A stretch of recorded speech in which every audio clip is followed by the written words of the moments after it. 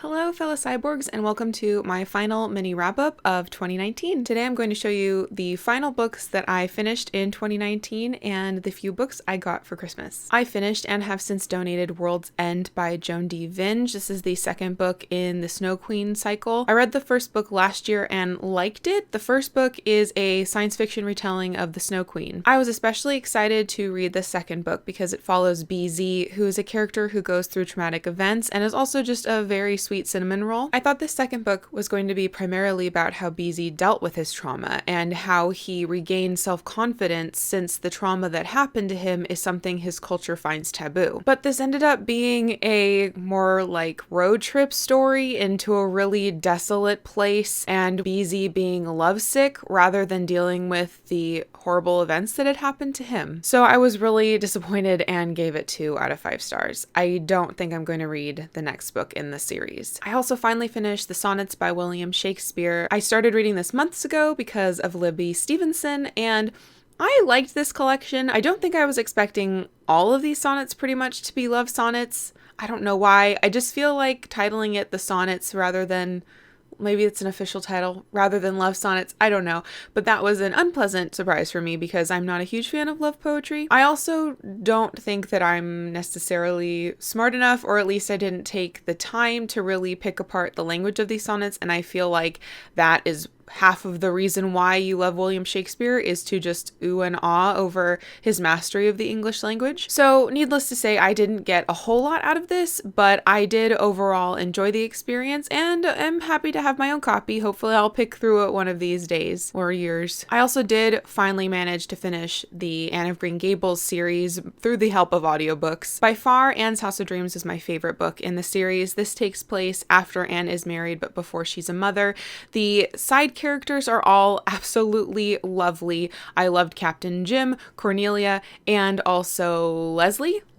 There's something very fairy tale-y about the characters and their plots in this book. I liked how the side characters were fairly few in number. Some of the other books can have like a dozen side characters that for me is hard to keep track. So this was definitely my favorite of the series, though I'd have to reread Anne of Green Gables to see how that holds up, and I give this 4 out of 5 stars. Anne of Ingleside was one of the biggest letdowns of the series for me. Anne is such a background character in this. Even though her name is in the title, I felt like we completely lost sight of Anne and immediately switched focus to her children. I wanted to hear about Anne coping with being a mother and a wife and having a busy life, but we didn't really get any of that. This book is also bookended by fat shaming at the very beginning and very end of this book and is filled with many, many very irritating side characters, so 2 out of 5 stars for me. Rainbow Valley is all about the next generation, about Anne's children, and also a new group of family called the Merediths. To be perfectly honest, I don't remember very much of what happens in here. Part of it is because I have been binging listening to the audiobooks,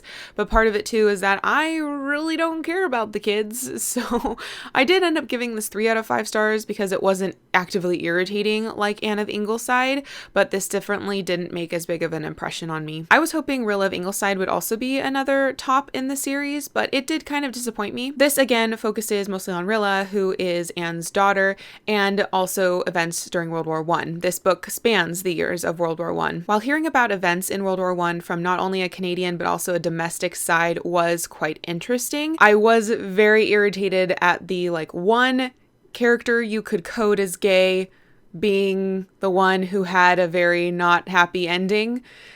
It felt very cliched, and I understand that these books were written back in the day, but still it bothered me, and so my feelings are valid. I overall, though, gave this 3 stars instead of 2 because, again, I didn't actively dislike it. It was still fairly nice. So I'm really pleased to have those books off of my physical TBR and to have read the series. The audiobooks were fairly enjoyable, and those were some of the oldest books on my physical TBR, so that's a big plus for me. I reread Santa and Pete, which is also a book that I haven't read in many, many years and has been on my bookshelf for many years. I ended up giving this 3 out of 5 stars. This is the story of Santa and his companion Pete, who is it's kind of about how the Santa Claus legend as known in America, and I suppose the Netherlands, because this is kind of a Dutch-derived story, came to be, how that legend came to be and developed, but it's also about Terrence and his grandfather and their relationship. The writing style is very simple. If you were going to be generous, you could say it was fable-esque, and at first that really kind of bummed me out. I thought this would be a not very engaging read because of its simplicity. However, I feel like there is a coziness about it that did warm my heart. So I did end up enjoying this, which made me feel very relieved, and gave this 3 out of 5 stars. Another Christmas read was Christmas at Thompson Hall and Other Christmas Stories by Anthony Trollope. This is a very enjoyable collection of 5 stories that are roughly like 60 pages long, give or take. Most of them center around a romantic plotline. There was a really interesting one in here that took place in America during the Civil War, and at the time it was written, the Civil War wasn't over yet. The story just kind of ends, and I felt like that was very unsatisfying, but then I was reminded that the story just kind of ends because the war hasn't ended yet, so there isn't a true ending to these brothers' tales. So that was kind of interesting, and it is also interesting hearing Anthony Trollope write about Americans. I don't think he does a bad job. It's just interesting. Christmas at Thompson Hall is still definitely my favorite, and still probably my favorite thing that Anthony Trollope has ever written. I will still continue my journey with Trollope. Speaking of, I have another Trollope to talk to you about. 4 out of 5 stars for this collection. I do recommend. It's very Christmassy. I finally finished The Beast, that is He Knew He Was Right by Anthony Trollope. This was a bit of a letdown. I ended up giving it 3 out of 5 stars. I felt like the book didn't really have a climax. The story does get wrapped up. There are, the number of weddings that there needs to be, but there wasn't really a culminating point in the book. I had about 300 pages to read after putting it away for a couple weeks. And in those last 300 pages, nothing really that exciting happened. I did enjoy this a lot more than The Way We Live Now. I liked the themes in here better, and I found I connected with a lot more characters in this than in The Way We Live Now, which is a comparable length to He Knew He Was Right. There was less repetition in He Knew He Was Right, though there was still a fair bit of it. It was, however, used to demonstrate the obsessive thoughts of a character who was questionably going mad. So it functioned better in the text, but it still was repetitive. And for a 900-page book, you kind of hope that all those pages are necessary. I'm starting to get the feeling that Anthony Trollope might be an author I want to love, but don't actually love, which bums me out.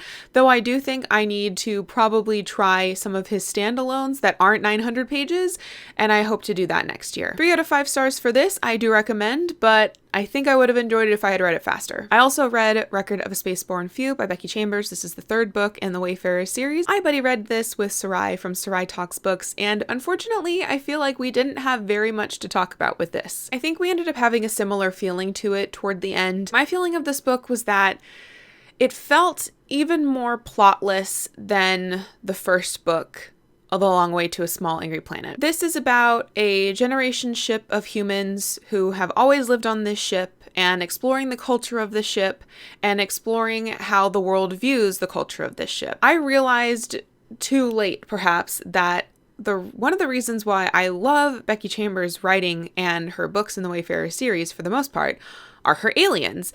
And this book completely focuses on humans. There's one alien in here who is observing this Exodan culture, but for the most part, every other character is a human.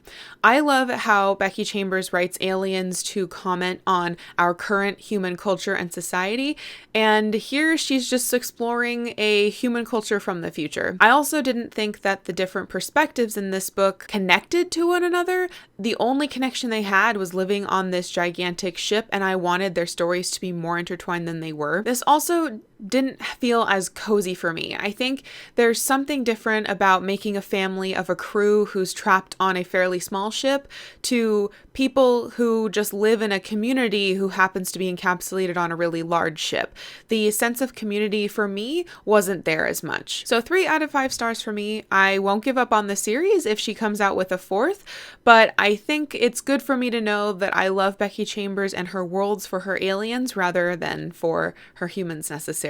So reading all of those books put my TBR down to 12, which was very exciting. I didn't get to all of the books on my end of the year TBR, but I got to a fair few, so I'm pretty pleased with that number. I did, however, get 4 books for Christmas, but one of them I've already read, so let me show you that one first. My sister got me I Could Pee on This and Other Cat Poems by Francesco Marciuliano, I think. This is a collection of poems supposedly written by cats about humans and about being a cat. There were a handful of poems in here here that I thought really captured cat nature from a new perspective, or a really funny perspective. There were some in here that I thought were kind of just filler poems that just said meow for like 15 lines and called itself a poem that I wasn't a super fan of. And there were some that were incredibly snarky and kind of felt like a dog lover wrote them about cats rather than a cat lover. So this collection was hit or miss, but overall enjoyable and fairly well put together. So it is a good little book to gift someone. I gave it 3 out of 5 stars and had a fun time reading it. From my parents, I got 3 books. The first is The October Country by Ray Bradbury. This is another collection of his short stories, and these are the short stories from the very beginning of his career. Bradbury's short stories are my favorite works by Bradbury, and I'm not going to lie, mostly the title and the cover made me want to go to this collection next, so I'm excited to read this sometime soon. I was also gifted Olive by Dinah Maria Craik. I've also heard her called Diana Mullet Craik by Katie from Books and Things.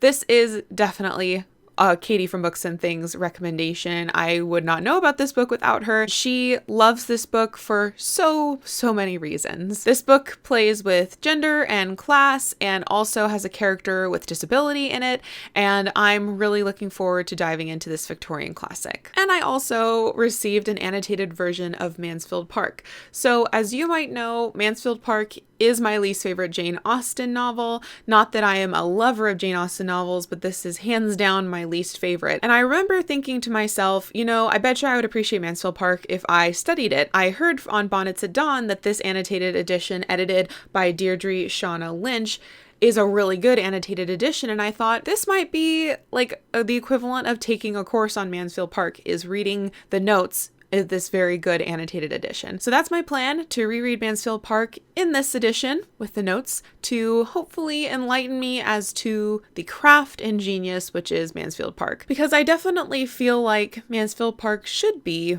one of my favorite Jane Austens, just based on like the blurb of it and the fact that I'm introverted just like Fanny. But it didn't click with me the first time. So hopefully someone smarter than me will tell me what I've been missing. So with those Christmas editions, my physical TBR at the end of 2019 is 15 books. That's a pretty good number for me. I think I would like to get it under 10, and I will talk more about my Bookolutions in a future Bookolutions video, but I am pretty pleased with the progress on my physical TBR that I got to this year. So thank you very much for watching this final mini wrap-up of 2019. Please let me know in the comments down below the one book you're most excited to get to in 2020, and until next time, continue to be lovely.